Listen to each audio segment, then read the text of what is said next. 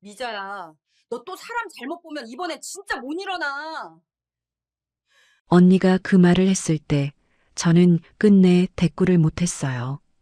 남편을 보내기 전 몇 년 동안 제가 어떻게 허물어졌는지 언니는 누구보다 가까이서 본 사람이었으니까요. 아들도 딸도 같은 말을 했습니다. 그런데도 저는 그 말들을 전부 밀어냈어요. 혼자 먹는 밥이 너무 길었고 불 꺼진 집이 생각보다 훨씬 더 무서웠거든요. 겨우 외로움 하나 때문에 제가 무엇을 잃게 됐는지 그땐 정말 몰랐습니다. 5달이 지난 뒤 저는 왜 제 집에서 제 이름으로 된 것들을 지키려 싸우고 있었을까요? 시작 전 구독과 좋아요로 함께 해주시고 어느 지역에서 듣고 계신지 댓글로 한 번씩만 남겨주세요. 그곳에 행복이 닿길 바라겠습니다. 복지관 셔틀 마지막 자리에 앉는 건 어느 순간부터 제 습관이 되었어요. 배식이 끝나고 나면 항상 늦거든요. 국통 씻고 행주 빨고 바닥 마지막으로 한번 훔치고 나면 다른 봉사자들은 진작 다 가고 없어요. 저 혼자 마지막으로 문 잠그고 마지막으로 셔틀에 올라타는 게 그 시절 제 하루였습니다. 왜 그렇게까지 했냐고요? 집에 빨리 돌아갈 이유가 없었으니까요. 남편이 떠난 뒤 3년 반을 저는 그 아파트에서 혼자 살았어요. 방은 셋인데 불은 하나밖에 안 켰어요.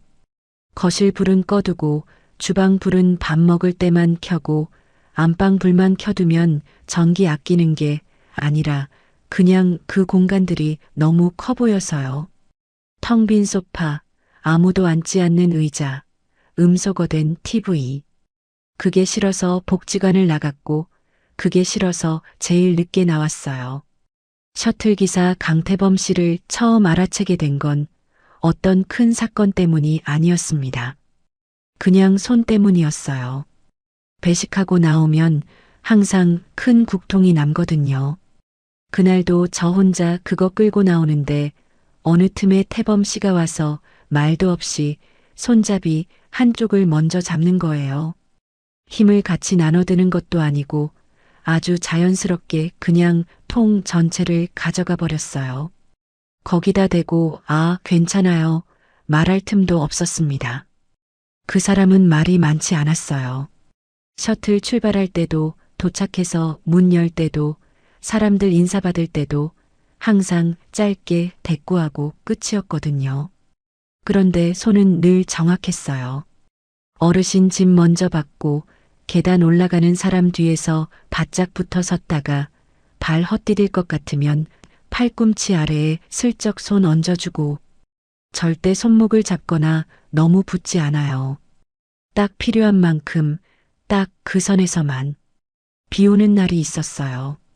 셔틀 내리고 나서 우산 폈더니 태범 씨가 제 옆에서 같이 걷는데 우산 젖은 쪽을 자기 방향으로 틀더라고요. 아무 말도 없이요. 저는 그때 뭔가 이상하다는 걸 느낀 게 아니었어요. 그냥 오래간만에 제 쪽을 먼저 생각해 준 사람이 있다는 게 그게 그렇게 낯설었습니다. 남편 간병 3년 동안 저는 항상 챙기는 쪽이었거든요. 약봉지, 금식 여부, 진료 순서, 면회 가능 시간, 이불 온도, 식사 온도, 남편이 뭘 불편해하는지, 오늘은 기분이 좀 올라왔는지, 어제보다 얼굴색이 나은지, 그것만 보면서 살았어요. 내가 오늘 밥을 먹었는지 안 먹었는지는 남편 눈이 감긴 뒤에야 생각나더라고요. 그런데 그 사람이 우산 방향을 제 쪽으로 틀었을 때 저는 생각했어요. 아, 내 쪽도 젖으면 안 된다고 생각해주는 사람이 있구나.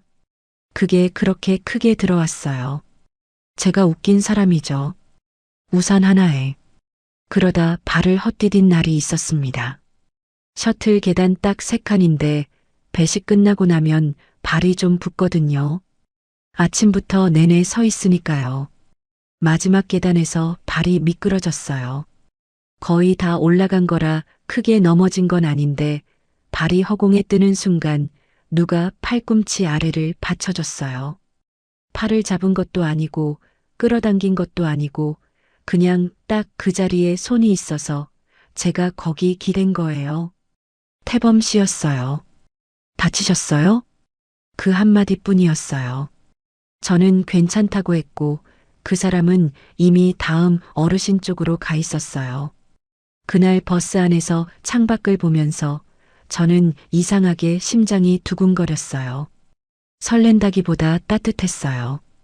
오래된 따뜻함. 누군가 내 발이 미끄러지는 걸 보고 손을 뻗어줬다는 것. 그게 그렇게 오랜만이었나 싶어서 조금 부끄러웠어요.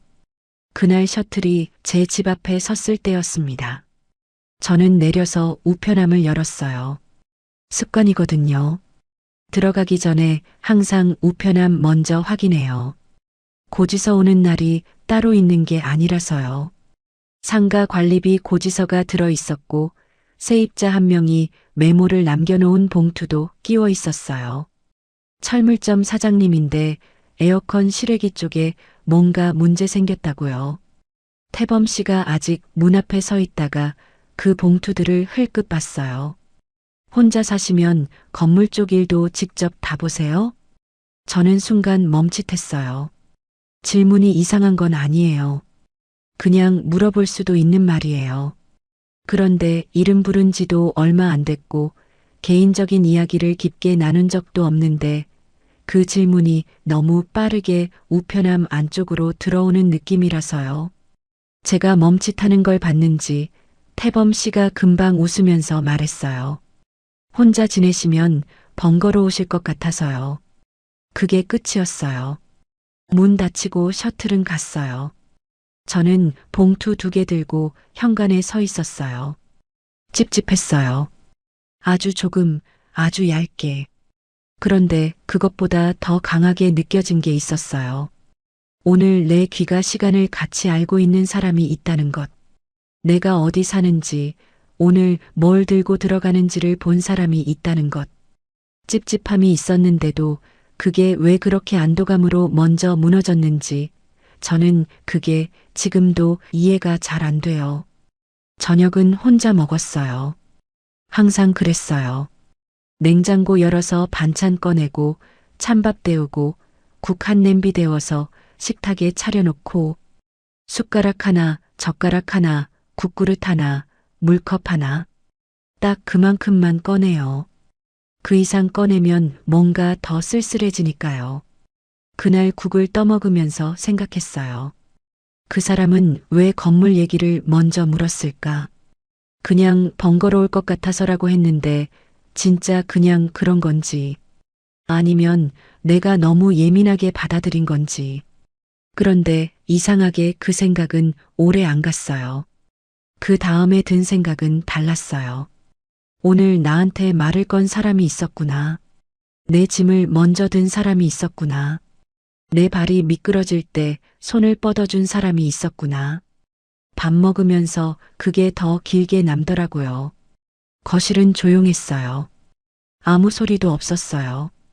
TV 켜는 것도 귀찮아서 그냥 불만 하나 켜놓고 밥 먹고 있었는데 그때 핸드폰이 울렸어요.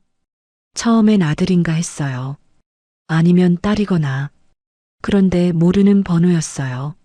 문자였어요. 열어보니 태범 씨였어요. 복지관에서 연락처를 교환한 건 2달 됐는데 먼저 문자가 온 건 처음이었어요. 집 잘 들어가셨죠? 혼자 계시면 문단속 꼭 하세요. 짧았어요. 딱 그 2줄이었어요. 저는 밥 먹다가 숟가락을 내려놓았어요. 다시 한번 읽었어요. 또 읽었어요. 뭔가 이상해야 했어요. 안면이 그렇게 깊지도 않은 사람이 집 잘 들어갔냐고 문단속하라고 그게 선 넘는 말이라고 느껴야 했을 텐데 저는 그때 그게 안 느껴졌어요. 오히려 가슴 어디가 딱 풀리는 느낌이 들었어요. 아주 오래 묶여있던 뭔가가 누가 저한테 오늘 집에 잘 들어갔냐고 물어봐 준 게 그게 몇 년 만이었는지 세어보려다가 세지 못했어요. 저는 핸드폰 들고 한참 앉아 있다가 짧게 답장을 보냈어요. 네, 잘 들어왔어요. 고마워요. 그게 다였는데 보내고 나서 이상하게 밥이 좀 넘어갔어요. 혼자 먹는 밥이 그렇게 빨리 끝난 날이 오랜만이었습니다. 그날 밤 자리에 누웠을 때 저는 한 가지 생각을 계속 밀어냈어요. 너무 빠른 질문이었잖아. 건물 이야기, 우편함 봉투, 혼자 다 보냐는 말. 근데 다른 생각이 그 위로 자꾸 덮였어요. 나한테 오늘 먼저 손 내민 사람이 있었잖아. 그 두 가지가 번갈아 가면서 떠올랐어요. 저는 어느 쪽을 더 길게 붙잡고 있었냐 하면 솔직히 말할게요. 나중 쪽이었어요. 그게 제가 처음 놓쳤던 자리였습니다. 언니 집 주방은 항상 냄새가 있어요.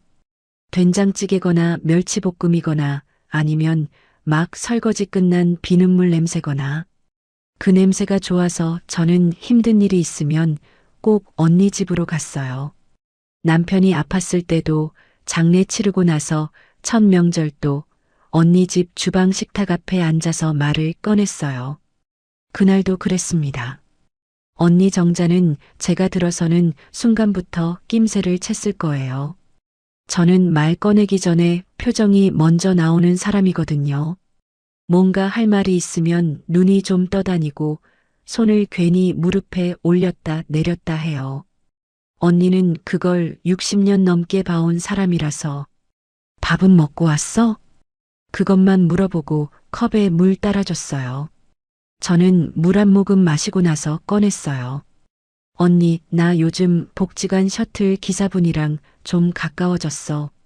언니가 설거지통에 손을 담근 채로 잠깐 멈췄어요. 셔틀 기사? 응. 강태범 씨. 나이는 나보다 2살 위야. 혼자 사신 지 꽤 됐고. 언니가 돌아봤어요. 표정을 읽으려고 봤더니 언니는 제 눈을 보지 않고 설거지통 쪽으로 다시 시선을 내렸어요. 그러고 그릇을 천천히 헹궜어요. 아주 천천히. 저는 그 침묵이 뭔지 알아요. 언니가 할 말이 있는데 고르고 있는 거예요. 아무 말이나 먼저 내뱉지 않으려고. 얼마나 됐어? 2달? 처음엔 그냥 셔틀에서 보는 사람이었는데 문자도 오가고 밥도 한번 같이 먹고. 밥을? 응. 언니가 수도를 잠갔어요. 행주로 손을 닦으면서 식탁 쪽으로 왔어요. 그러고 제 맞은편에 앉았습니다. 돈 이야기를 꺼낼 줄 알았어요. 재산 이야기, 건물 이야기, 조심하라는 말. 그런 게 나올 줄 알았어요. 그런데 언니는 다른 데를 찔렀어요. 미자야, 너 형부 마지막 1년. 저는 21번 눌렀어요. 그때 내가 어떻게 살았는지 나는 다 봤어. 언니는 천천히 말했어요. 밤마다 보호자 접이 침대에서 쪽잠 자던 것, 응급실 호출 오면 슬리퍼 끌고 달려가던 것, 손목에 파스 붙인 채 죽 끓이던 것. 언니는 그걸 다 봤다고 했어요. 제가 보여줬다기보다 언니가 그냥 다 보인 거예요. 남편 장례 치른 날 밤 언니가 제 손을 잡았을 때 제 손이 얼마나 거칠었는지 기억한다고 했어요. 간병인 손이 따로 없었다고. 그게 말이 나오다가 안 나왔어요. 언니도 좋은 사람이면 내 어깨를 가볍게 해야지. 언니가 그 말을 할 때 제 가슴이 조여들었어요. 숨이 막히는 게 아니라 꽉 쥐어지는 느낌이요. 내 등에 올라타면 안 돼. 미자야. 저는 아무 말도 못했어요. 왜냐하면 그 말이 틀리지 않아서요. 언니가 제 아픈 데를 찌른다는 걸 알면서도 그 말이 맞다는 걸 알아서 반박을 못했어요. 그냥 컵만 두 손으로 감싸고 앉아 있었어요. 언니, 나도 알아. 근데 저는 말을 잇지 못했습니다. 나도 외롭다는 말이 목까지 올라왔는데 안 나왔어요. 언니한테 그 말을 하면 그 다음에 언니가 해줄 수 있는 게 없다는 걸 아니까요. 언니도 나이 들었고 언니도 자기 삶이 있어요. 내 외로움을 언니가 채워줄 수는 없잖아요. 그러니까 그냥 아무 말도 못하고 앉아 있었어요. 언니는 더 밀어붙이지 않았어요. 대신 주방으로 가서 뭔가를 꺼내왔어요. 식혜였어요. 냉장고에서 꺼낸 거라 차가웠어요. 마셔. 저는 식혜를 마시면서 창밖을 봤어요. 언니 집 창밖에는 옆 건물 외벽이 보여요. 아무것도 없는 벽. 저는 그 벽을 보면서 생각했어요. 언니는 내 몸을 걱정한 거구나. 건물이 아니라 내 허리를. 그걸 알면서도 저는 그날 태범 씨 이야기를 더 이상 꺼내지 않았어요. 주말에 아들 민호와 딸 지연이 왔어요. 처음엔 그냥 주말 밥 먹으러 오는 줄 알았어요. 민호가 엄마 얼굴 보고 싶어서라고 했거든요. 저는 갈비찜 해놓고 기다렸어요. 밥상 다 차리고 앉았더니 분위기가 뭔가 달랐어요. 지연이 먼저 물어봤어요. 엄마, 요즘 복지관 봉사 계속 나가? 응, 나가지. 거기서 만난 분이랑 연락한다고 들었어. 저는 숟가락을 내려놓지 않았어요. 그냥 밥을 한 번 더 뜨면서 말했어요. 언니한테 들었구나. 엄마가 직접 말해줬으면 좋겠었는데. 민호가 조심스럽게 끼어들었어요. 엄마, 우리 엄마 외로운 거 알아? 혼자 계신 거 안다고. 근데, 저는 근데 소리에 숟가락을 내려놨어요. 그분이 엄마 재산 상황도 알아요? 밥상이 조용해졌어요. 갈비찜 냄비에서 아직 김이 올라오고 있었어요. 저는 그 김이 식는 걸 보면서 말했어요. 그게 왜 나와? 엄마, 밥이나 먹어. 지연이 더 직접적으로 말했습니다. 아버지가 남긴 상가랑 땅이 있잖아요. 그게 엄마 혼자 명의로 다 돼 있는 거잖아요. 왜 굳이 혼인신고까지 생각해요? 저는 그 말에 목이 잠겼어요. 혼인신고 이야기는 꺼낸 적도 없었어요. 저도 아직 그 생각을 정리하지 못한 상태였는데, 언니가 다 말한 거구나. 아니면 지연이가 엄마 표정 보고 짐작한 거거나. 엄마, 우리 엄마 걱정돼서 그러는 거야. 민호가 말했어요. 진심인 거 알아요. 그의 눈에 걱정이 있다는 거 알아요. 그런데 그 걱정 안에 건물이 있었어요. 상가가 있었어요. 땅이 있었어요. 저는 밥을 마저 먹었어요. 아무 말도 하지 않고요. 갈비찜은 맛있었어요. 그런데 맛이 잘 안 느껴졌어요. 그 무렵에 태범 씨한테 연락이 왔어요. 건강검진 재검 통보를 받았다고요. 어지럼증이랑 혈압 때문에 큰 병원에서 정밀 검사를 해야 한다고 했어요. 혼자 가면 되는데 접수할 때 보호자 연락처 칸이 있다는 말을 무심하게 덧붙였어요. 저는 그 말이 무엇을 원하는 건지 알았어요.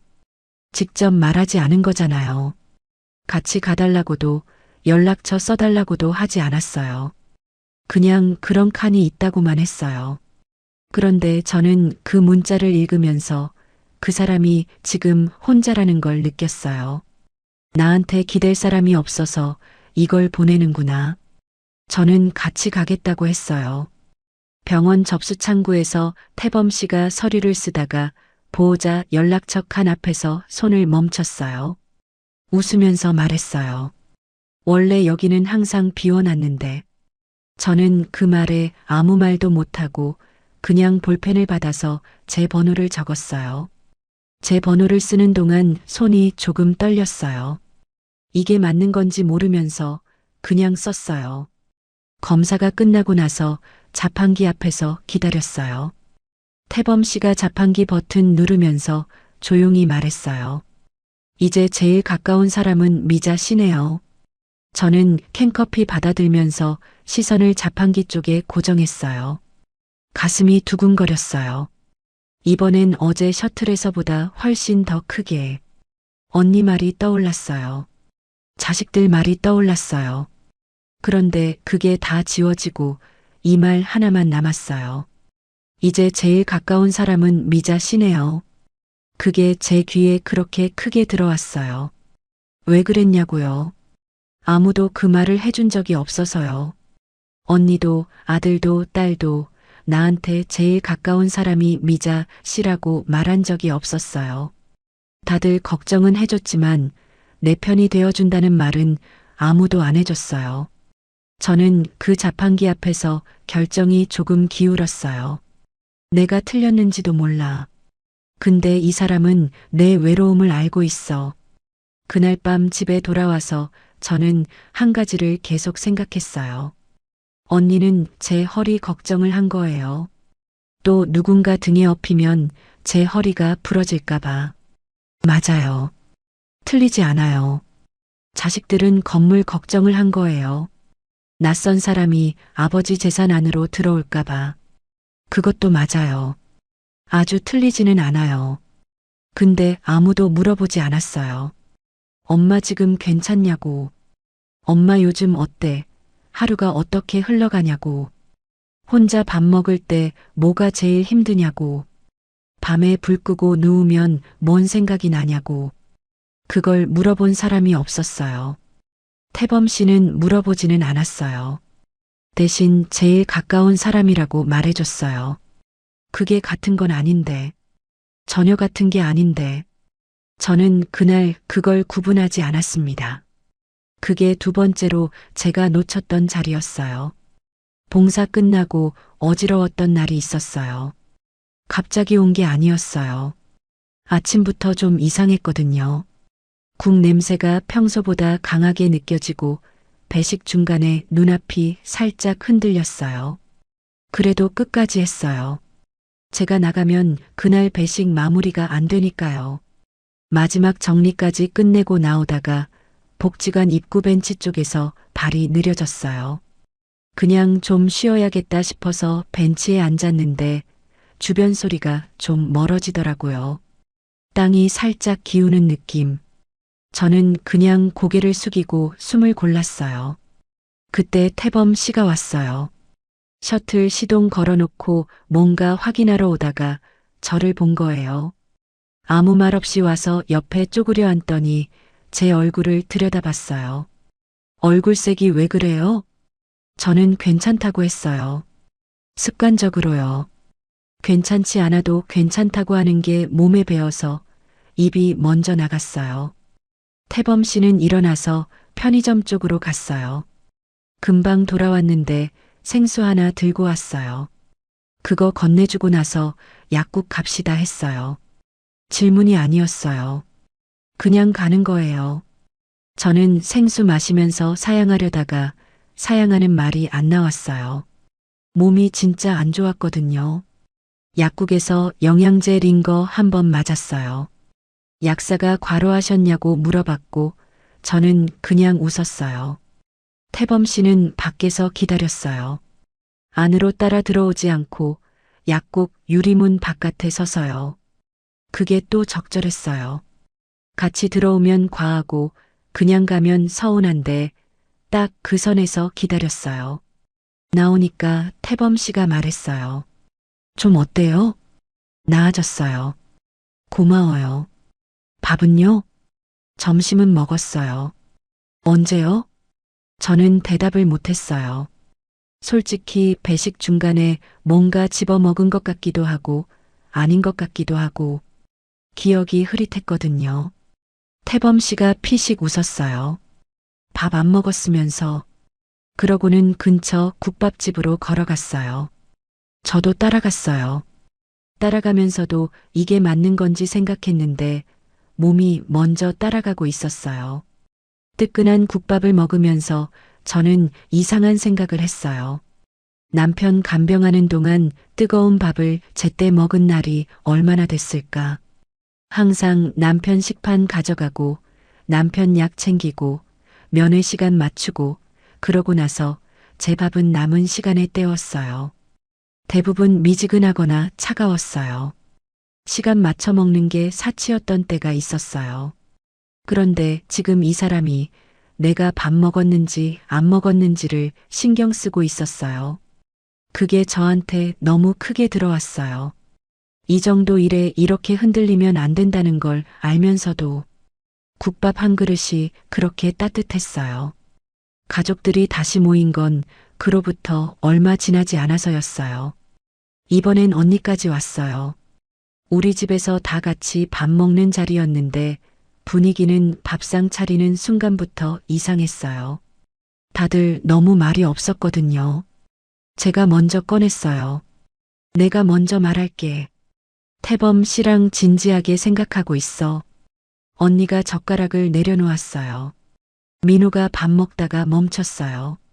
지연이 물컵을 식탁에 놓는 소리가 조금 컸어요. 정자 언니가 먼저 말했어요. 너 지금 외로워서 사람 보는 눈이 흐려진 거야. 저는 그 말에 숨을 한 번 참았어요. 언니, 아니야. 틀렸어? 틀리지 않았어요. 그래서 더 아팠어요. 맞는 말이 때로는 가장 깊이 들어오잖아요. 민호가 조심스럽게 말했어요. 엄마, 좋은 사람이라면 아버지 재산부터 건드리지 말자고 해야 하는 거 아니에요? 그 사람이 그런 말 한 적 있어요? 저는 대답하지 못했어요. 없었거든요. 그런 말은 한 적이 없었어요. 오히려 반대 방향의 말들이 있었어요. 건물 관리 번거롭겠다는 말, 혼자 다 보냐는 질문. 그게 떠올랐지만 말하지 않았어요. 지연이 말했어요. 엄마, 나중에 후회해도 늦어. 지금 후회하는 게 100배 나아. 그 말이 심판처럼 들렸어요. 걱정이라는 걸 알아요. 그런데 그 걱정 뒤에 건물이 있고 땅이 있고 명의가 있었어요. 그것도 알아요. 저는 밥상 앞에서 참다가 결국 말해버렸어요. 너희는 내 외로움보다 건물하고 땅이 먼저 보이지? 아무도 대답하지 않았어요. 그 침묵이 답이었어요. 저는 밥을 더 먹지 않았습니다. 숟가락을 내려놓고 주방으로 갔어요. 설거지통에 물 받아놓고 서 있었어요. 뒤에서 언니가 뭔가 말하려다가 멈추는 소리가 들렸어요. 그날 저는 처음으로 생각했어요. 이 사람들은 나를 걱정하는 게 아니라 나를 막고 있는 거라고. 그게 맞는 생각이 아니었어요. 지금 돌아보면 틀린 생각이었어요. 근데 그때 저는 그렇게 느꼈어요. 외로움이 길어지면 판단이 조금씩 흐려지거든요. 그걸 모르면서 그 안에 있으면 막는 사람이 다 적으로 보여요. 혼인신고를 한 건 가족들이 다녀간 지 보름쯤 지났을 때였어요. 태범 씨가 먼저 꺼낸 게 아니었어요. 저도 먼저 꺼낸 게 아니었어요. 어느 날 복지관 가는 길에 태범 씨가 말했어요. 미자 씨, 우리 이대로 계속 있을 거예요? 저는 그 말의 뜻을 알아들었어요. 이대로 만나는 것과 법적으로 묶이는 것 사이에서 어디 있을 거냐는 말이잖아요. 저는 잠깐 생각했어요. 잠깐이었어요. 길게 생각하지 않았어요. 길게 생각하면 언니 말이 들리고 민호 말이 들리고 지연이 말이 들렸거든요. 그러면 또 흔들릴 것 같아서 저는 짧게 생각하고 짧게 말했어요. 저도 이대로는 아닌 것 같아요. 태범 씨가 말했어요. 애들이 싫어하면 천천히 해도 됩니다. 그 말이 저한테 또 다르게 들렸어요. 서두르지 않는다는 말로요. 억지로 끌고 가지 않겠다는 말로요. 저는 그게 배려라고 들었어요. 지금 돌아보면 그 말이 얼마나 영리한 말이었는지 그땐 몰랐어요. 구청 민원 창구는 평일 오전이라 한산했어요. 번호표 뽑고 앉아서 기다리고 이름 불리면 가서 서류 내고 그게 전부였어요. 도장 찍는 볼펜도 창구에 묶인 거 그냥 썼어요. 태범 씨는 서류 보면서 이렇게 간단한 거네요 했어요. 저는 웃었어요. 결혼식이 없었어요. 사진도 없었어요. 드레스도 없었어요. 하객도 없었어요. 서류 한 장이 전부였어요. 그런데 저는 그 담백함이 싫지 않았어요. 첫 번째 결혼이 얼마나 많은 사람들 앞에서 시작됐는지 기억해요.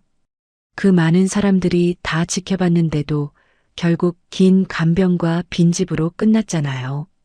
이번엔 조용히 그냥 둘이서만. 구청 나와서 편의점 들어가 캔커피 샀어요. 태범 씨가 저한테 하나 건네주면서 말했어요. 복잡한 건 싫어요. 이게 더 맞는 것 같아요. 저도 그게 맞는 것 같았어요. 그 순간은요. 편의점 앞 벤치에 나란히 앉아서 캔커피 마셨어요. 4월 오후라 햇볕이 따뜻했어요. 지나가는 사람들은 저희를 보지 않았어요. 그냥 평범한 오후였어요. 그게 이상하게 좋았어요. 드라마 같은 게 아니라 그냥 평범한 오후가. 그때 핸드폰이 울렸어요. 언니였어요. 저는 화면 보다가 주머니에 넣었어요. 받지 않았어요. 태범 씨가 봤는데 아무 말도 안 했어요. 저도 아무 말 하지 않았어요. 캔커피 다 마시고 집으로 왔어요. 집 현관문 열면서 저는 속으로 말했어요. 이번엔 내가 고른 거야. 남편이 고른 게 아니고, 자식들이 골라준 게 아니고, 언니가 정해준 게 아니고, 이번엔 내가 스스로 고른 거라고. 그게 저한테는 중요했어요. 그 선택이 옳고 그름을 떠나서 내가 선택했다는 것 자체가. 그렇게 생각하면서 신발을 벗었어요. 그날 저녁 태범 씨가 이것저것 살피더라고요. 처음엔 자연스러웠어요. 집이 낯선 사람이 둘러보는 거니까요. 냉장고는 어디 있는지, 화장실은 어디 있는지. 그런데 태범 씨 시선이 거실 서랍장 위에 잠깐 머물렀어요. 상가 열쇠 꾸러미가 거기 있었거든요. 저는 주방에서 물 끓이다가 봤어요. 태범 씨가 그 열쇠 꾸러미를 잠깐 보다가 웃듯이 말했어요. 이젠 이 집 일도 건물 일도 같이 살아갈 일이네요. 저는 그 말에 잠깐 멈췄어요. 뭔가 이상하다고 느꼈어요. 아주 얇게. 결혼 첫날, 집에 들어온 첫날, 상가 열쇠를 보면서 건물 이야기가 먼저 나왔다는 게. 근데 저는 그것도 밀어냈어요. 당연한 말이지. 이제 같이 사는 사람인데. 건물도 당연히 우리 생활이지. 그렇게 생각하면서 물 끓는 소리를 들었어요. 주전자에서 김이 올라왔어요.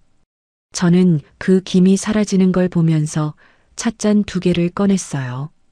처음으로 찻잔을 2개 꺼냈어요. 오랜만에. 그게 그날 제가 제일 크게 느낀 것이었습니다. 찻잔 2개. 올해 하나만 꺼내다가 2개를 꺼내는 그 순간. 열쇠 이야기는 그 온기에 묻혔어요. 나중에 생각해보면 그날 그 말이 시작이었어요. 아주 조용한 시작? 제가 알아채지 못한 채로 그냥 지나간 첫 번째 신호. 외로움이 길었던 사람은 따뜻한 것 앞에서 자꾸 눈이 늦게 떠지거든요. 저도 그랬어요. 찻잔 2개가 너무 좋아서 열쇠 이야기를 오래 붙잡지 못했습니다. 결혼 초반 한 달은 조용했어요. 조용하다는 게 좋다는 뜻은 아니에요. 그냥 아무 일도 없었다는 거예요. 큰 싸움도 없고 큰 기쁨도 없고 그냥 두 사람이 같은 집에서 하루를 시작하고 하루를 끝내는 것. 그게 전부였어요. 아침엔 제가 먼저 일어나서 국을 데웠어요. 태범 씨는 저보다 조금 늦게 일어났어요. 세수하고 나와서 식탁에 앉으면 밥이 차려져 있는 구조였어요. 저는 그게 어색하지 않았어요. 오래 혼자 살다가 누가 같은 식탁에 앉아 있다는 것 자체가 처음엔 낯설었지만 나쁘지 않았어요.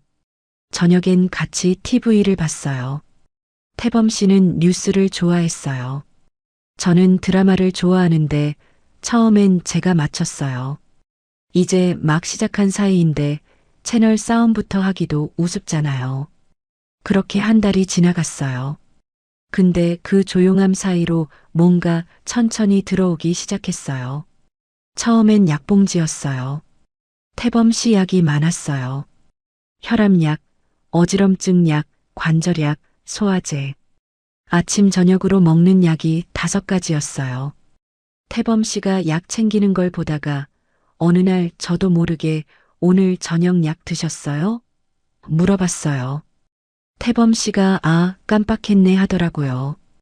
그 다음 날부터 제가 약 시간 맞춰 챙겼어요. 처음엔 그냥 챙겨준 거였어요. 같이 사는 사람이 약을 빠뜨리는데 모른 척하기가 어렵잖아요. 근데 그게 매일이 됐어요. 아침 약, 저녁 약, 금식 여부, 다음 진료 날짜. 수첩을 꺼냈어요. 남편 간병할 때 쓰던 방식이에요. 진료 날짜는 여기, 약 이름은 여기, 검사 결과는 여기. 손이 그냥 그렇게 움직였어요. 몸이 기억하고 있던 거예요. 어느 날 새벽에 태범 씨가 어지럼증으로 일어나지 못했어요. 화장실 가다가 벽을 짚고 서 있는 걸 제가 봤어요. 저는 팔 잡고 다시 자리에 눕혔어요. 혈압 재고, 물 떠다 주고, 그날 진료 예약 잡았어요. 병원 대기실에 앉아서 순서 기다리는데 이상하게 몸이 그 리듬을 알고 있었어요. 대기 번호표 잡고, 접수 창구에서 이름 확인하고, 의사 말 받아 적고, 손이 먼저 움직이고 있었어요. 머리가 생각하기 전에.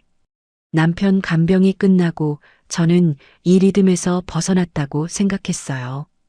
복지관 봉사를 나간 것도, 혼자 마지막 셔틀을 탄 것도 그 리듬 바깥에 있고 싶어서였어요. 근데 그 리듬이 다시 집 안으로 들어와 있었습니다. 태범 씨가 셔틀 일을 그만둔 건 결혼하고 2달쯤 지났을 때였어요. 복지관 쪽에서 먼저 연락이 왔어요. 어지럼증 있는 분이 승객 태우는 운전을 계속하기 어렵다고. 태범 씨도 그 말을 듣고 나서 저한테 말했어요. 이제 운전은 접어야 할 것 같아요. 저는 말리지 못했어요. 사실 말릴 수가 없었어요. 어지럼증 있는 사람이 어르신들 태우고 다니다가 사고라도 나면 그건 태범 씨도 다치고 남도 다치는 일이니까요. 그건 맞는 결정이었어요. 근데 그 다음이 문제였어요. 쉬는 사람이 집에 있으면 집이 달라져요. 태범 씨는 낮에 집에 있었어요. 저는 복지관 봉사 나갔다가 오후에 돌아오는데 집에 사람이 있는 거예요. 처음엔 그게 괜찮았어요. 집에 불이 켜져 있고 슬리퍼가 현관에 놓여 있고, 근데 태범 씨가 쉬는 것 치고는 눈이 너무 또렷했어요. 제가 복지관에서 돌아오는 날 태범 씨가 물어봤어요. 상가 2층 원장님 계약은 언제 끝나죠? 저는 신발 벗다가 멈췄어요. 왜요? 아, 그냥요.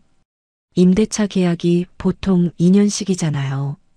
2층이면 학원이라 조금 다를 수도 있어서. 저는 잠깐 생각하다가 아직 1년 남았어요 했어요. 그게 끝인 줄 알았어요. 근데 끝이 아니었어요. 며칠 뒤에 또 물어봤어요. 1층 철물점 월세는 밀린 적 없어요? 그 다음엔 이런 말이 나왔어요. 그 땅은 지금 팔면 손해일 수도 있겠네요. 공시지가 올라가는 거 좀 기다려야 할 것 같아요. 저는 그 말들을 들으면서 이상한 느낌이 왔어요. 뭔가 불편한데 불편하다고 말하기가 어려웠어요. 부부인데 재산 이야기하면 안 되냐. 그렇게 나오면 제가 할 말이 없잖아요. 그러니까 그냥 들었어요. 그냥 대답했어요. 그게 또 잘못된 거였어요. 상가 우편물을 태범 씨가 먼저 뜯으려 한 날이 있었어요. 제가 복지관 다녀와서 현관 들어서니까 태범 씨가 식탁에서 상가 쪽 봉투를 뜯고 있었어요. 제가 들어서는 소리에 고개를 들었는데 봉투가 반쯤 열려 있었어요. 저는 가방을 내려놓으면서 말했어요. 그거 제가 볼게요. 태범 씨가 봉투를 식탁에 놓으면서 말했어요. 부부인데 같이 알아야죠. 뭐 있어요? 관리비 고지서예요. 같이 보면 되지. 웃으면서 말했어요. 가볍게요. 이상한 게 없는 것처럼요. 저는 봉투를 가져가면서 아무 말도 하지 않았어요. 근데 가슴이 철렁했어요. 그 느낌이 뭔지 그때는 정확히 몰랐어요. 지금 돌아보면 알아요. 내 것 안으로 손이 들어오는 느낌이었어요. 뚜렷한 게 아니라 아주 얇고 조용한 침범. 태범 씨는 자기 병원 일정은 다 제 손에 올려놓았어요. 약 챙기는 건 저, 진료 예약 잡는 건 저, 병원 가는 날 같이 가는 것도 저. 검사 결과 설명 들을 때도 저한테 의지했어요. 내가 잘 못 알아들으니까 미자 씨가 들어요 하면서요. 근데 건물 이야기, 세입자 이야기, 땅 이야기는 태범 씨가 먼저 손을 내밀었어요. 챙김은 저한테 두고 권한은 자기 쪽으로 오는 속도가 달랐어요. 그걸 말로 설명하기가 어려웠어요. 눈에 딱 보이는 게 아니라서요. 그냥 뭔가 이상하다는 감각이 조금씩 쌓이고 있었어요. 어느 저녁이었어요. 밥상 다 차려놓고 앉아 있는데 태범 씨가 수저들기 전에 말했어요. 미자 씨, 이제부터 상가 관리는 내가 좀 맡아볼게요.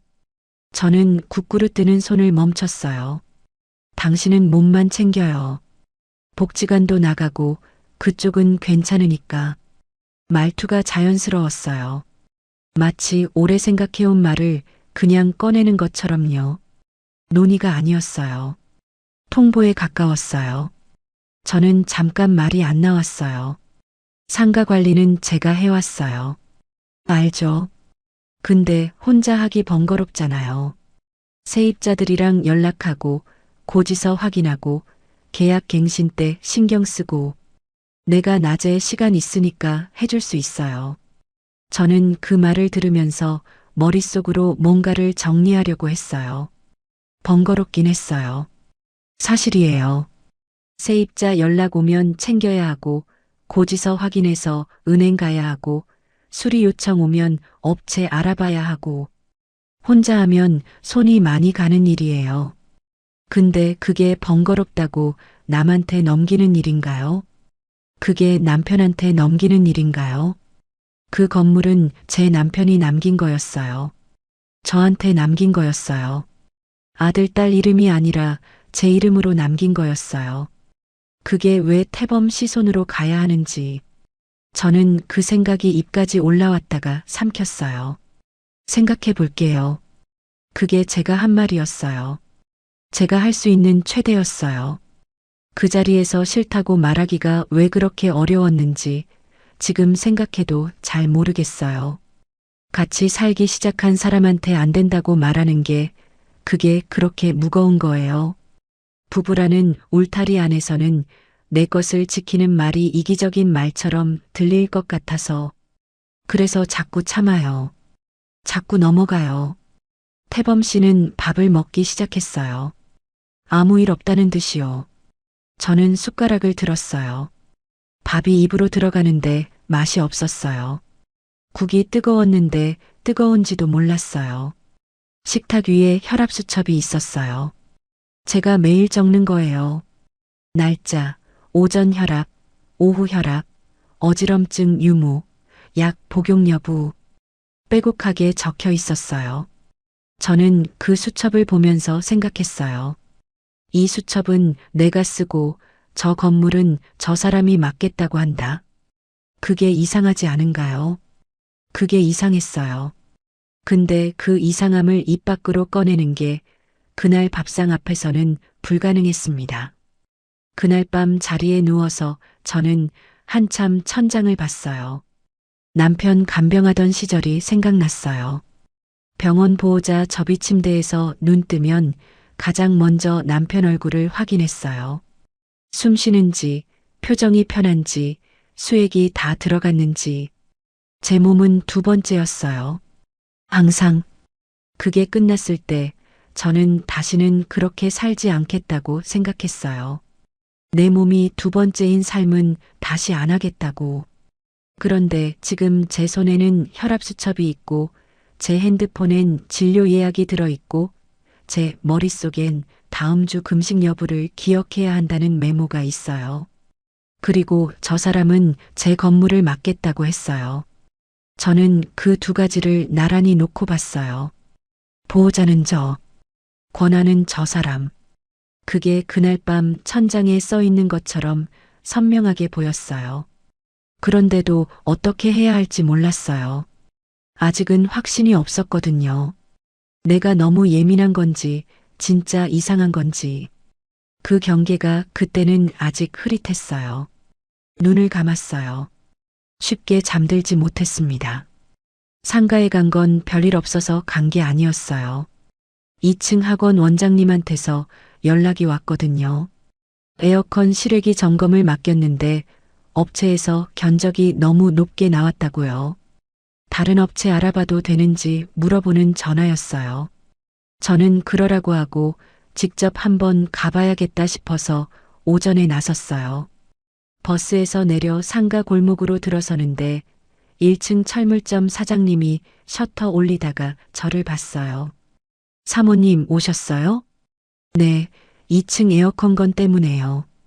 철물점 사장님이 셔터 올리다 멈추더니 저를 봤어요. 뭔가 말할 것 같은 표정이었어요. 저는 그 표정을 알아챘어요. 무슨 일 있어요? 사장님이 잠깐 머뭇거리다가 말했어요. 사모님, 남편분이 다음 계약은 자기랑 먼저 상의하라고 하셨거든요. 저는 그 자리에 멈췄어요. 발이 멈춘 게 아니라 몸 전체가 멈췄어요. 숨도 한 박자 늦게 쉬어진 것 같았어요. 언제요? 요 며칠 사이에요. 2번 오셨어요. 처음엔 그냥 인사드리러 온다고 하셨는데 2번째엔 계약 기간이 언제 끝나냐고 물어보시고 다음 갱신은 본인이 같이 보겠다고 하셨어요. 저는 아무 말도 못했어요. 사장님이 조심스럽게 덧붙였어요. 관리 통장도 같이 보신다고 하셨는데 그게 맞아요? 사모님한테 여쭤봐야 하나 싶었는데 워낙 자연스럽게 말씀하셔서 자연스럽게 그 단어가 귀에 걸렸어요.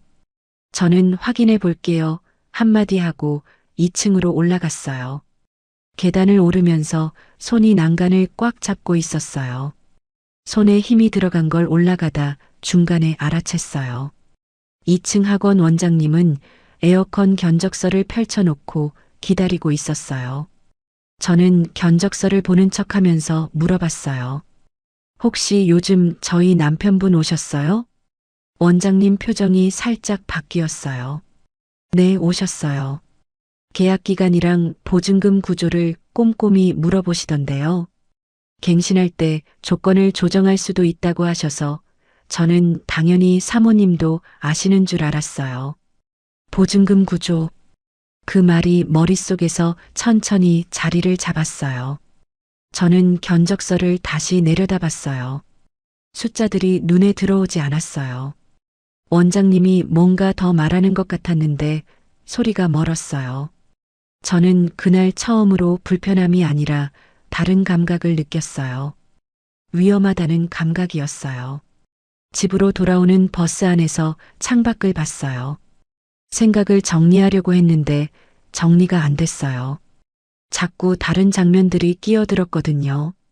건물 이야기를 처음 꺼냈던 날. 우편한 봉투를 흘끗 보며 혼자 다 보냐고 물었던 그 복도. 상가 관리비 고지서를 반쯤 뜯으려다 눈이 마주쳤던 식탁.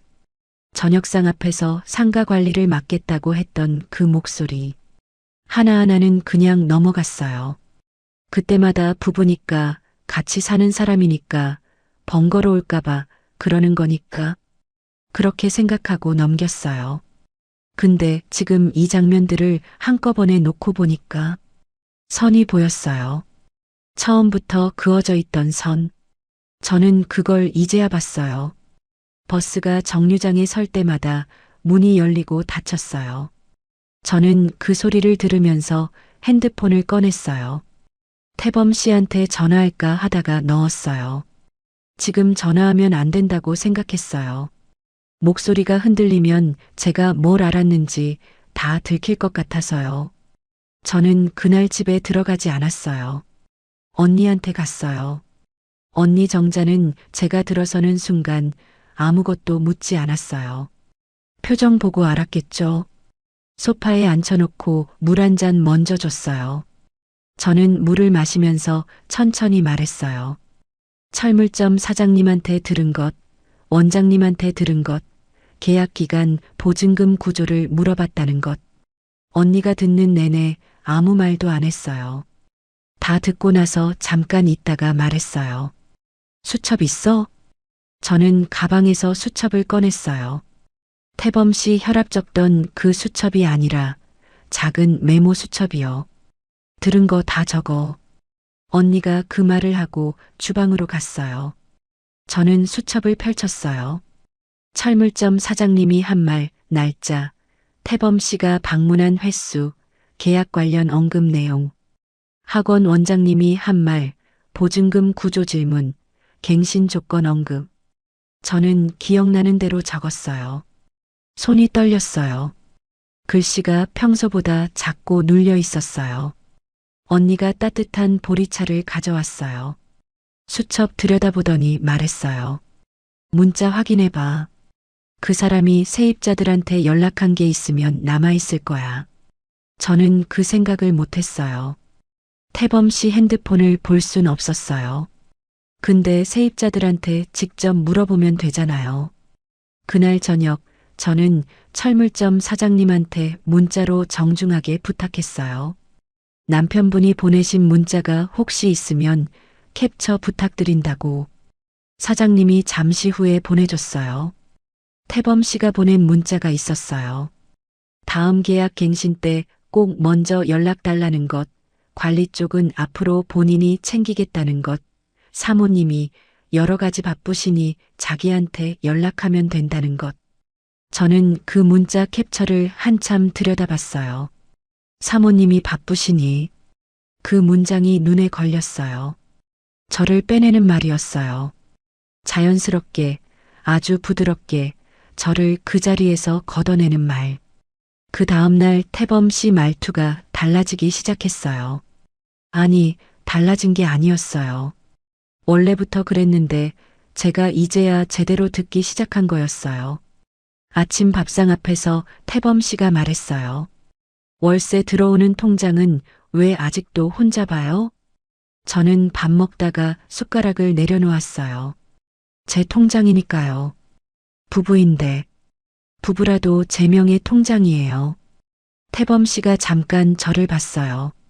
그러고 아무 말 없이 밥을 먹었어요. 그게 더 불편했어요. 화를 내면 제가 대응을 할 텐데 그냥 먹어버리니까.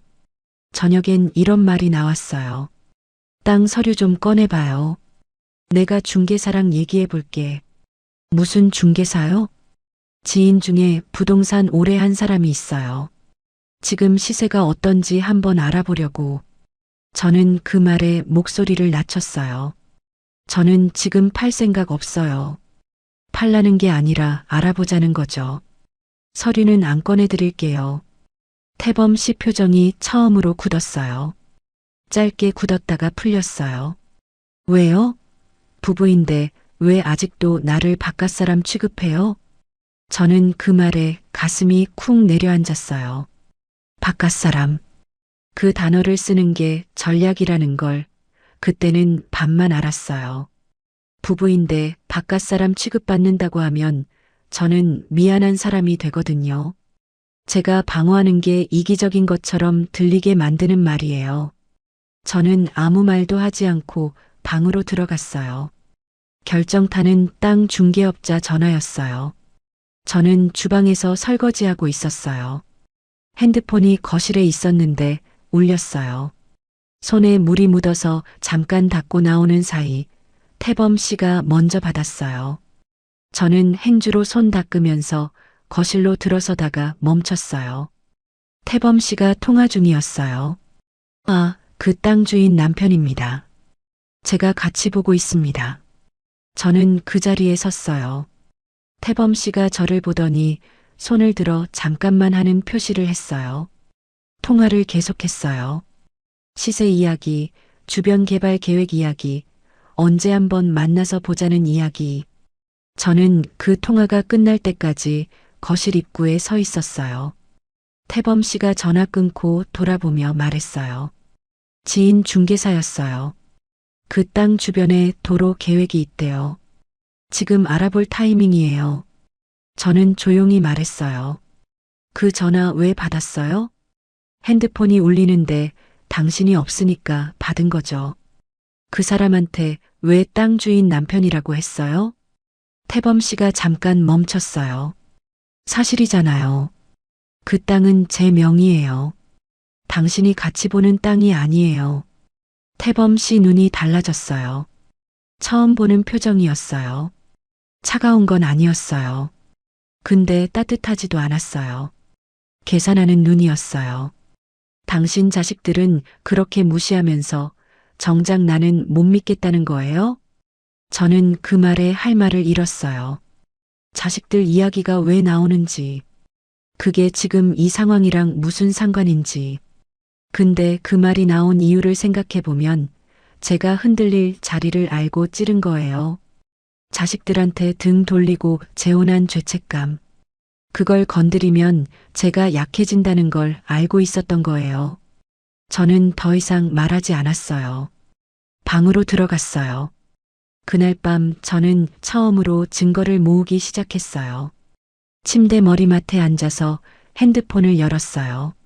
철물점 사장님한테 받은 문자 캡처, 통화 기록 시간, 태범 씨가 통장 보여달라고 압박한 대화. 하나씩 화면을 저장했어요.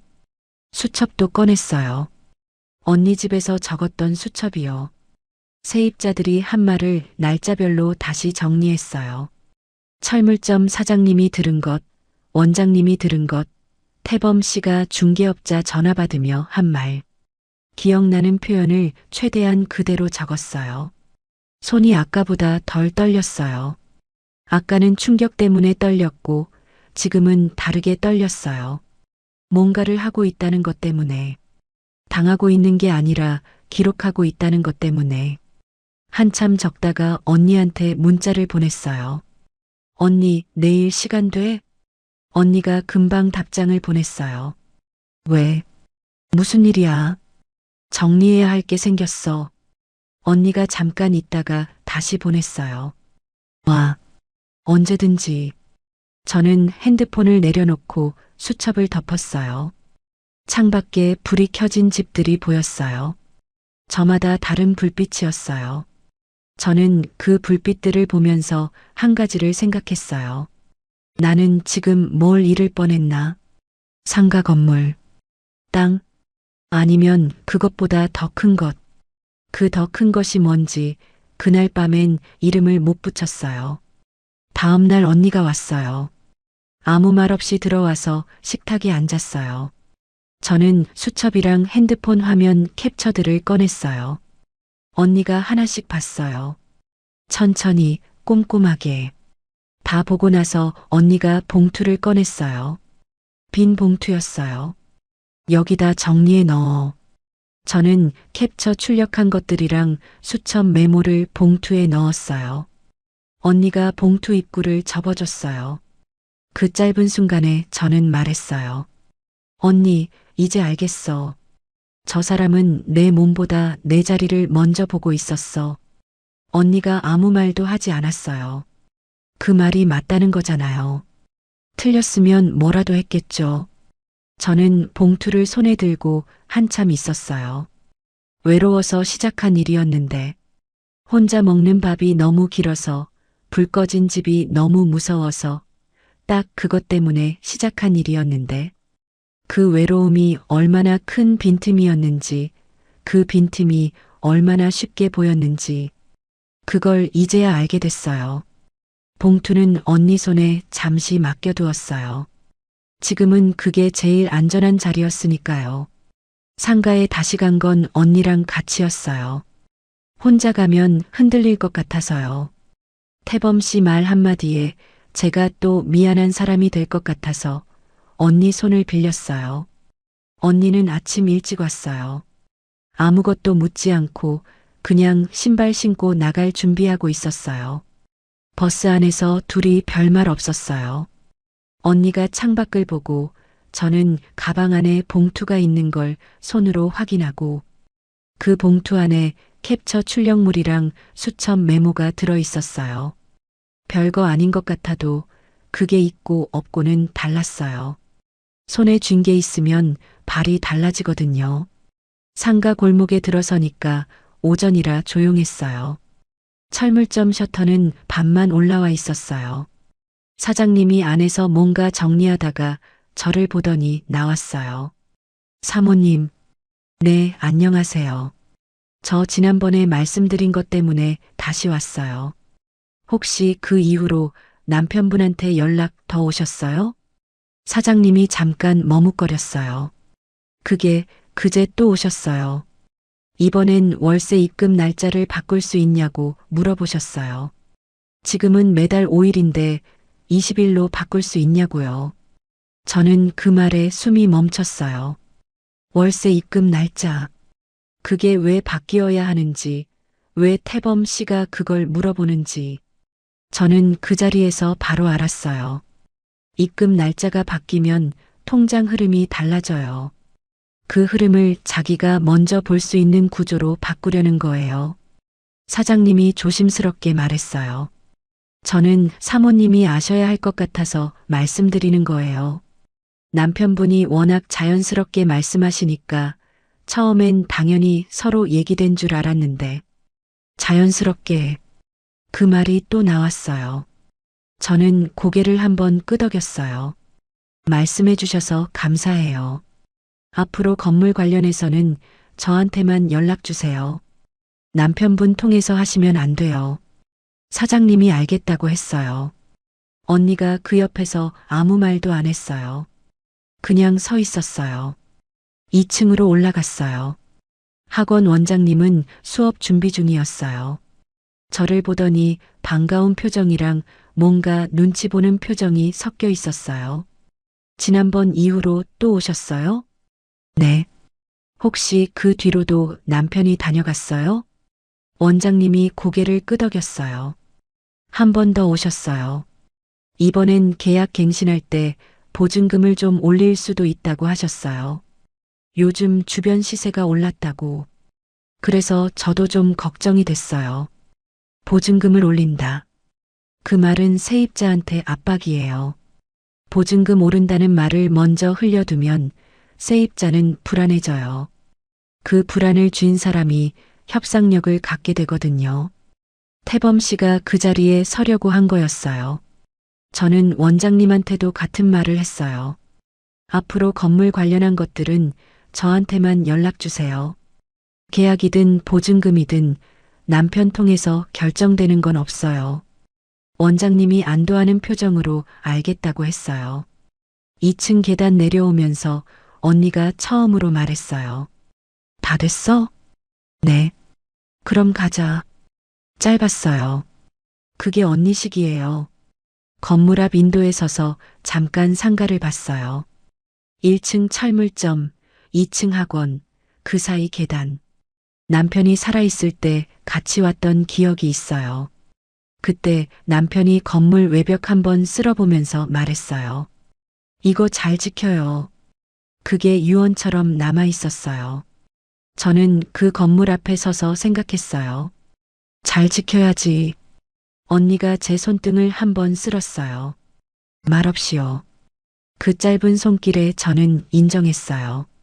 언니는 돈 때문에 말린 게 아니었어요. 제가 또 누군가 인생을 등에 업고 허리가 꺾일까봐 말린 거였어요. 간병 의자에서 쪽잠 자던져, 손목에 파스 붙인 채 죽 끓이던져, 응급실 슬리퍼 끌고 뛰던 저를 옆에서 다 본 사람이라서 그 장면들이 다시 올까봐 말렸던 거였어요. 자식들도요. 아버지가 남긴 상가 건물과 땅 안으로 누군가 너무 빨리 들어오는 걸 경계한 건 틀리지 않았어요. 제 외로움을 이해 못한 건 맞아요. 그것도 서운해요. 근데 그 경계는 틀리지 않았어요. 저는 그걸 다 늦어서야 알았습니다. 집에 돌아왔을 때 태범 씨가 거실에 있었어요. TV를 보고 있었어요. 저랑 언니가 들어오는 걸 보더니 리모컨을 내려놓았어요. 언니가 있으니까 태범 씨 표정이 살짝 굳었어요. 저는 가방을 소파에 내려놓고 언니한테 눈짓을 했어요. 언니는 주방 쪽으로 가서 물 한 잔 따랐어요. 그 자리를 잠깐 만들어준 거예요. 저는 태범 씨 맞은편에 앉았어요. 길게 설명하지 않았어요. 차근차근 따지지도 않았어요. 그냥 딱 한 가지만 물었어요. 당신이 먼저 챙긴 게 내 몸이었어요? 내 건물이었어요? 태범 씨가 저를 봤어요. 잠깐 침묵이 있었어요. 무슨 말이에요? 갑자기 세입자들한테 가서 계약은 자기랑 하라고 했죠. 월세 입금 날짜 바꾸자고 했죠. 보증금 올릴 수도 있다고 했죠. 제가 다 들었어요. 태범 씨가 표정을 관리했어요. 놀란 척도 미안한 척도 아닌 억울한 척이었어요. 부부면 같이 알아야죠. 저는 그 말을 예상했어요. 그래서 흔들리지 않았어요. 같이 하는 거랑 제 모르게 세입자한테 먼저 가는 건 다른 거예요. 내가 남편인데 그 정도도 못 믿어요? 믿음 이야기가 아니에요. 어차피 같이 살면 다 우리 생활 아닌가요? 저는 그 말 듣고 숨을 한번 골랐어요. 우리 생활. 그 말이 얼마나 영리한 말인지. 다 우리 것이라고 하면 제가 제 것을 지키려는 게 이기적인 사람이 되는 구조잖아요. 그 말을 쓸 줄 안다는 것 자체가 이미 오래 생각해온 사람이라는 거예요. 저는 더 이상 대화가 필요 없다고 생각했어요. 이 사람은 같이 늙어갈 사람으로 들어온 게 아니었어요. 제 삶 안에서 자리를 넓히려고 들어온 거였어요. 그 확인이 그 말 한마디로 됐어요. 저는 조용히 말했어요. 나는 남편을 들인 줄 알았어요. 그런데 당신은 내 삶 안으로 들어와서 자리를 넓히고 있었네요. 여기까지 할게요. 태범 씨가 뭔가 말하려고 했어요. 저는 일어섰어요. 가정법원 상담 창구는 조용한 곳이었어요. 접수하고 기다렸다가 상담사 앞에 앉았어요. 저는 봉투를 꺼냈어요. 캡처 출력물, 수첩 메모, 세입자 진술 정리한 것들. 상담사가 하나씩 봤어요. 혼인 전부터 제 명의로 있던 상가 건물과 땅은 특유 재산이라 원칙적으로 분할 대상이 아니라고 했어요. 혼인 기간이 짧고 태범 씨가 그 재산 형성에 기여한 바가 없고 오히려 관리 권한을 침범하려 한 정황이 있다는 것도 정리가 됐어요. 저는 그 말을 들으면서 이상하게 눈물이 나지 않았어요. 울 것 같았는데 안 나왔어요. 오히려 몸이 차분해졌어요. 오래 무거웠던 게 어깨에서 내려가는 느낌이었어요. 이혼 절차를 밟기로 했어요. 협의가 안 되면 조정, 그 다음 단계로 가면 된다고 했어요. 저는 알겠다고 했어요. 상담 끝나고 나오면서 언니한테 전화했어요. 다 됐어. 언니가 말했어요. 수고했어. 그게 다였어요.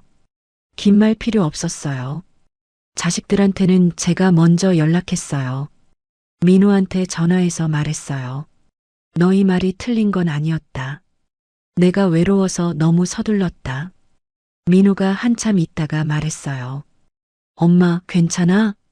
응, 이제 괜찮아. 민호 목소리가 잠깐 잠겼어요. 저는 그 침묵이 뭔지 알아요. 엄마한테 뭔가 말하고 싶은데 뭐라고 해야 할지 모르는 침묵이에요. 그게 그의 방식이에요. 지연이한테도 전화했어요. 나 이혼하기로 했어. 지연이가 잠깐 있다가 말했어요. 엄마가 결정한 거잖아. 그럼 된 거야. 따뜻한 말도 차가운 말도 아니었어요. 그냥 그 애가 할 수 있는 제일 솔직한 말이었어요. 저는 그게 좋았어요. 과한 위로보다 그게 더 가슴에 들어왔어요. 자식들한테 전화 끊고 나서 저는 한참 창밖을 봤어요. 그때 저 혼자 밀어냈던 말들이 생각났어요. 엄마 외로운 거 안다. 근데 그분이 엄마 재산 상황도 알아요. 좋은 사람이면 아버지 재산부터 조심하자고 해야 해. 엄마 나중에 후회해도 늦어. 그 말들이 심판이 아니었어요. 걱정이었어요. 저는 그 걱정을 심판으로 들었어요. 외로움이 판단을 흐렸던 거예요. 막는 사람이 다 적으로 보였던 거예요. 그게 제가 제일 늦게 알게 된 것이었습니다. 모든 게 정리된 뒤 처음으로 혼자 밥상을 차렸어요. 숟가락 하나, 젓가락 하나, 국그릇 하나, 물컵 하나. 예전이랑 똑같은 밥상이에요. 근데 달랐어요. 예전 혼자 먹는 밥상은 허무해서 차린 밥상이었어요. 어쩔 수 없이 먹어야 하니까 차린 밥상. 불 꺼진 집에서 혼자 국 데우는 게 그렇게 쓸쓸했어요. 지금 이 밥상은 달랐어요. 정리된 밥상이었어요. 상가 관리비 봉투는 제 앞에 놓여 있었어요. 땅 우편물은 파일에 제대로 정리돼 있었어요. 세입자 연락처는 제 핸드폰에 있었어요. 다음 달 계약 갱신 날짜도 제 수첩에 적혀 있었어요. 전부 다 제 손 안에 있었어요. 저는 국을 한 숟가락 떴어요. 뜨거웠어요. 제때 먹는 밥이 뜨거웠어요. 그게 이렇게 당연한 건데 이게 오래 당연하지 않았어요. 밥을 먹으면서 수첩을 꺼냈어요. 마지막 줄에 적었어요. 서미자. 오전 10시. 내일부터. 볼펜을 내려놓고 그 글씨를 봤어요. 제 이름이 거기 있었어요. 제 이름으로 시작하는 하루가 거기 있었어요. 누구의 보호자가 아니라, 누구의 아내가 아니라, 그냥 서미자로 시작하는 오전 10시. 그게 이렇게 오래 걸렸어요. 언니한테 그날 저녁 문자를 보냈어요. 언니, 밥 먹었어?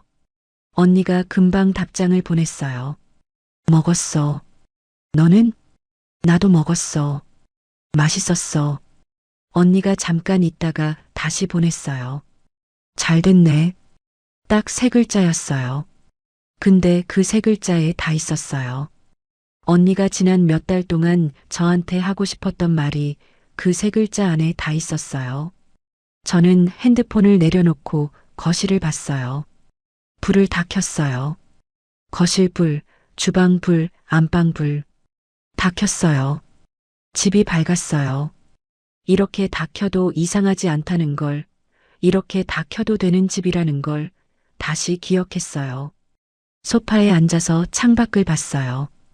밤인데 바깥이 잘 보였어요.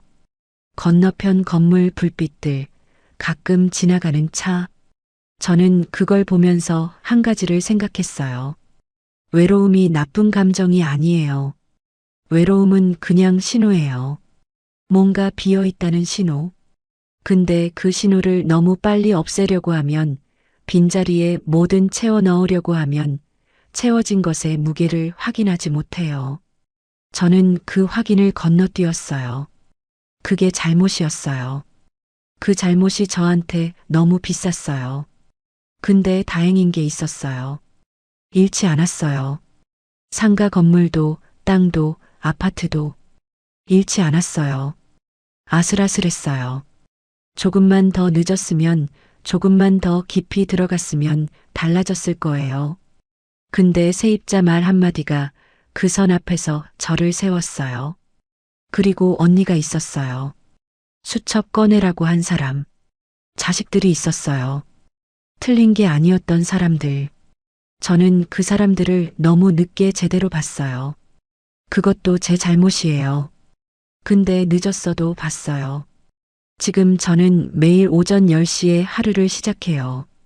복지관 봉사는 계속 나가요. 배식하고 설거지하고 마지막 셔틀을 타요. 이제 셔틀 기사는 다른 분이에요. 말이 좀 많고 라디오를 크게 틀어놓는 분이에요. 저는 그게 싫지 않아요. 상가 관리는 제가 해요. 세입자들 연락 오면 제가 받고, 고지서는 제가 확인하고, 계약 갱신은 제가 앉아서 해요. 번거로워요. 손이 많이 가요. 근데 그게 제 일이에요. 가끔 혼자 먹는 밥이 길다고 느껴요. 그럴 때 저는 이제 다르게 생각해요. 길면 길어도 된다고. 이 밥상이 제 밥상이라고. 이 집이 제 집이라고. 그게 외롭지 않다는 뜻이 아니에요. 여전히 외로워요. 외로움은 안 없어졌어요. 다만 그 외로움이 무서운 감정이 아니에요. 이제는요. 외롭다는 건 그냥 제가 여기 있다는 뜻이에요. 살아있다는 뜻이에요. 그러면 됐어요. 혼자라는 말이 다시는 무섭지 않았습니다. 이번엔 누구를 기다리는 집이 아니라 제가 지키는 집이었으니까요. 끝까지 들어주셔서 고맙습니다. 구독해 두시면 다음 사연도 과장 없이 있는 그대로 더 친절하게 들려드릴게요.